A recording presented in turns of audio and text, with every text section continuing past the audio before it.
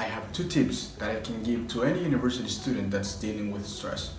The first one is find a hobby, find an outdoor activity that can take your mind off the stress that you're feeling with your university work.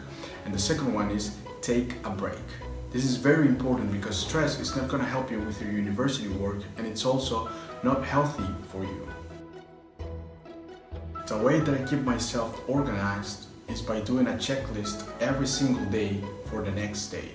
That way I know what time I have to wake up to do all the activities that I need to do during the day and make sure that I complete all of them.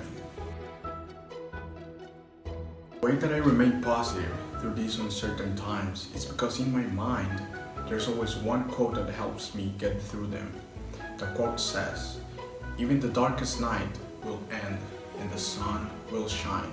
So it doesn't matter how bad or how uncertain things are looking right now.